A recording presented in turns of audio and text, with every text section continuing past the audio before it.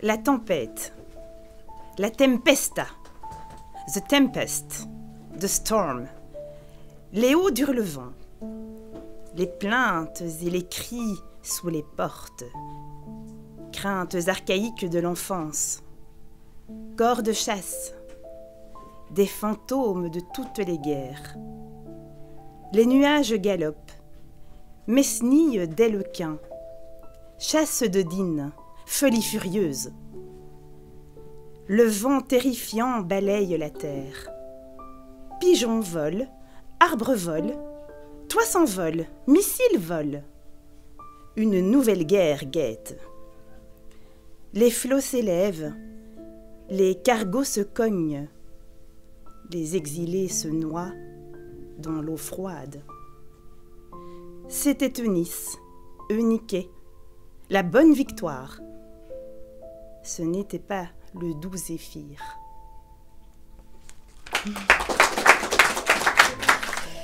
Je me suis rencontrée dans un rêve aux lueurs mauves de vallée.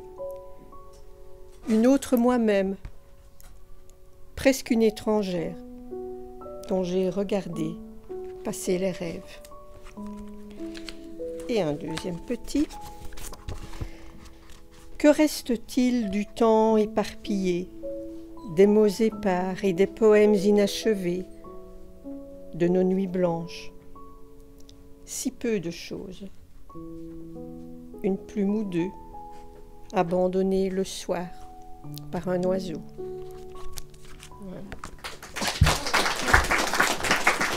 L'aube à peine dissipe les angoisses de la nuit. Leurs fantômes empruntent le pont. Au-dessous, le vide. Les roulis d'une cascade, gouttes irisées de lumière. Le vert du feuillage voudrait nous rassurer, mais la saison ne suit pas. Il fait trop doux pour un hiver qui mérite son nom. Murmures du vent suffisent à remplir l'espace. Et pourtant, au profond de soi, se creuse la vacuité. Et un autre, plus court. Trop de mots tuent l'essence du sens. Trop de mots, sous de vains prétextes, s'en prennent au sens. Écoutant ce matin les pépiments des oiseaux, ma plume les convertit en signes. Merci.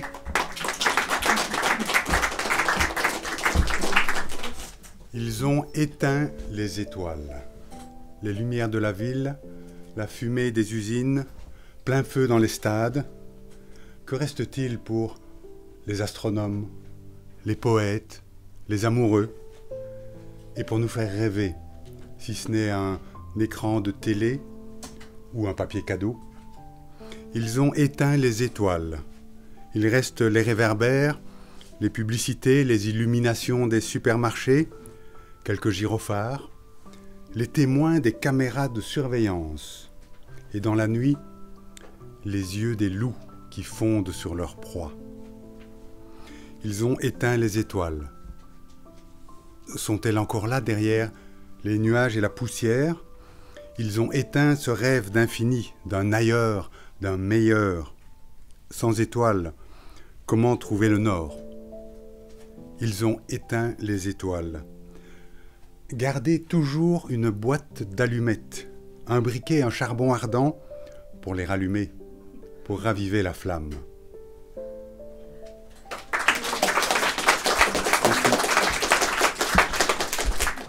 Le texte s'intitule « Déchu ».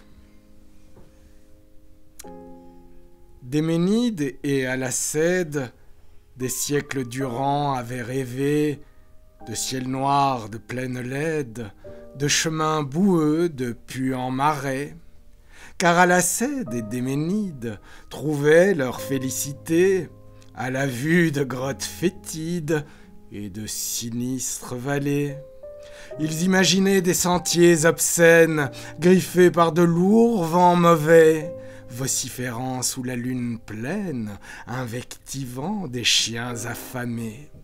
Alceste et Déménide ruminaient leur triste destin, maudissant les vallées arides, inaccessibles et enviés butins. Car leur gracieuse et forcée retraite, nue, cotonneuse en ciel d'azur, considérée par eux comme défaite, ulcérait leur cœur clair-obscur. Les harmonies, les modulations célestes, à leurs oreilles sonnaient faux. Lyres et luttes, ces instruments grotesques, démentaient leur perception du beau. Arbres tortueux et vents assassins, minuit blafard, aurore glacée, tatoués leur semblait-il en leur sein. Pourquoi leur était-il refusé? De fosses grouillantes, de cavernes putrides, d'océans suspects ou de glauques ravins privés, Alceste et Déménide se sentaient demi-frères de Caïn, et dans leur solitude écœurés par l'éther qui les emprisonnait dans un mièvre décor, ils ressassaient rageurs le sentiment amer de n'avoir jamais pu disposer de leur sort. Alors, sous l'empire de leurs sombres cauchemars, peuplés de monstres aveugles, répugnants et crochus, Déménide et Alceste, stériles avatars, endossèrent enfin les ailes des anges déchus. C'est un texte de Michel Dantine, daté de novembre 2020. Je vais vous lire 2 poèmes courts de Roman Baboal. Donc ce ne sont pas mes textes. Roman Baboal était, puisqu'il a mis fin à ses jours, je ne sais plus en quelle année, un poète ukrainien. Donc il a écrit plusieurs livres, plusieurs recueils de poésie en ukrainien et 2 ou 3 en français. Celui-ci a été édité à la parole dans les années 90. Ukrainien, c'est parce que c'est un peu symbolique vu les circonstances. Donc, l'envol est imminent. L'aile atrophiée, je suis sur le départ. L'oiseau, l'ultime qui a trop attendu. Je ne connais de l'horizon que les limites équivoques qui rendent dérisoire tout rêve d'évasion.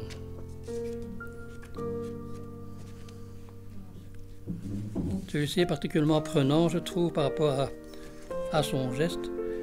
Je m'élabore une petite mort limpide et insipide qui ne troublera personne. Je trace des itinéraires hasardeux vers un refuge aléatoire où chaque place est déjà prise.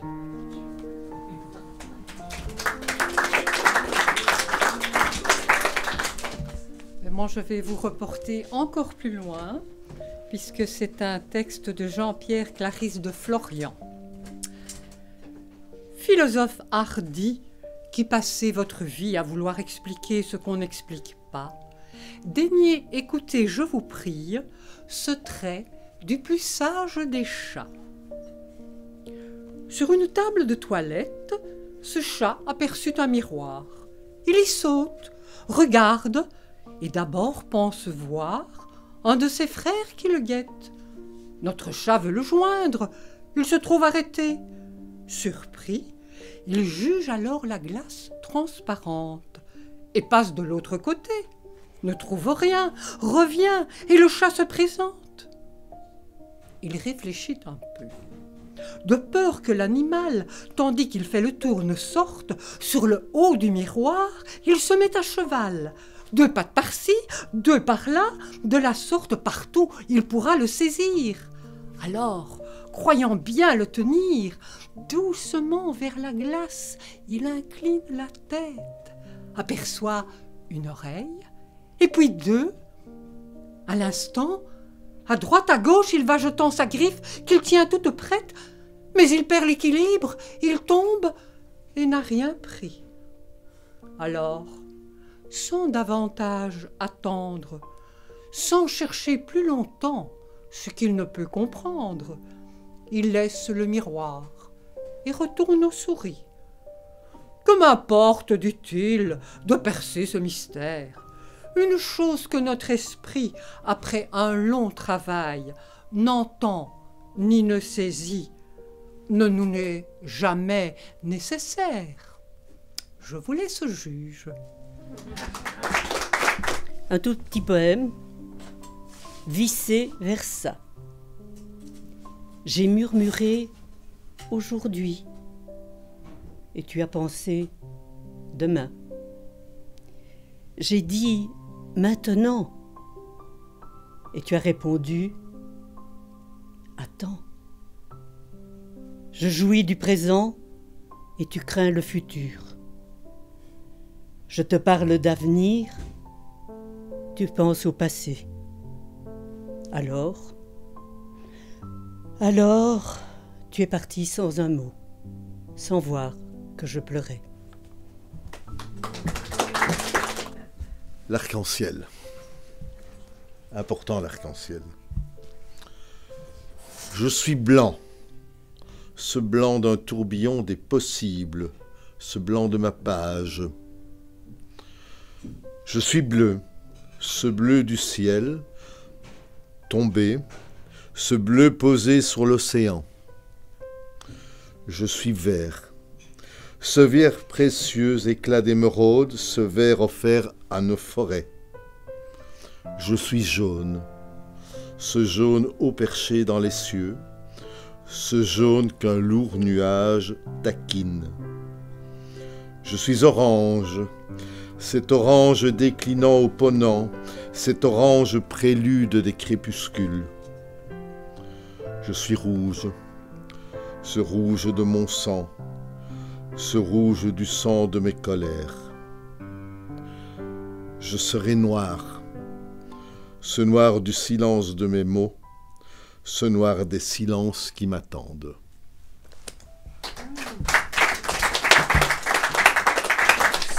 Pour la petite histoire, c'est quelques lignes écrites. Je suis sur un forum poétique et on demande aux membres d'écrire, c'est la Saint-Valentin, d'écrire quelques mots.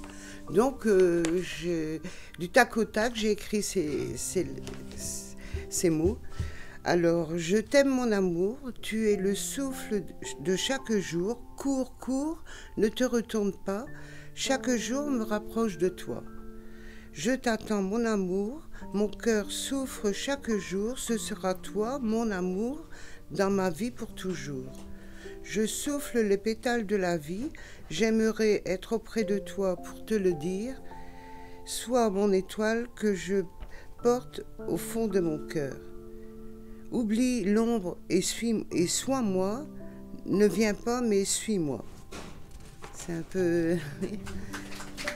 Merci. Et alors, toujours pour la Saint-Valentin, bon, un petit gâteau de Saint-Valentin. Avec un zeste d'affection, ajoutez-y une touche de tendresse au parfum de vos plus belles pensées. Entourez-le de chaleur et surtout d'attention, puis enrobez-le des couleurs de l'amour. Offrez votre cœur. Voilà, on est dans le Saint-Valentin. Dans la nuit, Bruxelles murmure, ne sois point triste. Il m'arrive bien souvent, toi qui parcours mes pages, de fronder mes aurores d'une pluie de baisers tristes, de caresses incolores perdues dans les branchages de quelque amour maussade et arraché au schiste.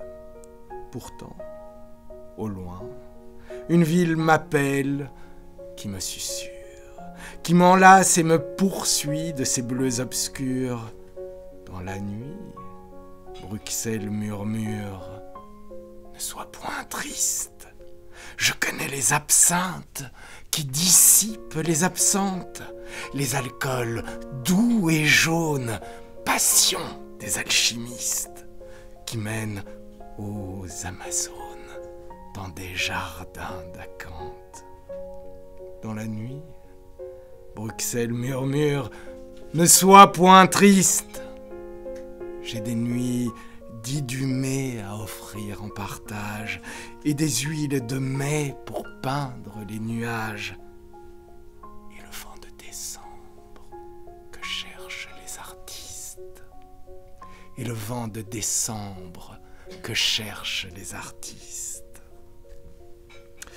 Voilà, ça c'était le premier. Un sonnet pour ma fille, qui n'est donc pas un sonnet à ma fille. Vous me direz, mais laquelle des deux?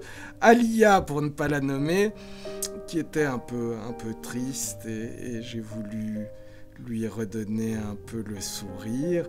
C'est un texte qui s'appelle « Sacrée mélanine ». Ah, sacrée mélanine, taux d'essuie et ton d'huile, et la rue sombre qui me rend suspect sous la lune. Comme Alexandre, je gâche le soleil même aux îles. Douce mélanine, sous la cendre, mon importune, garde-toi des regards, et tais mon infortune. Qu'importe le silence froid à mon cœur blessé, dans l'univers solitaire où je n'ai qu'émarger. Et pourtant de Chopin, j'aimais tant les nocturnes. Et toi, Wallner, oui, toi, mon ami taciturne, ramène-moi les jours doux, les poèmes de Nerval et les mots interdits qui réveillent les étoiles. Lors, j'irai cristalline dans les prés et le val, retrouver mélanine et le cœur apaisé, sous la chair marine, lui voler un baiser.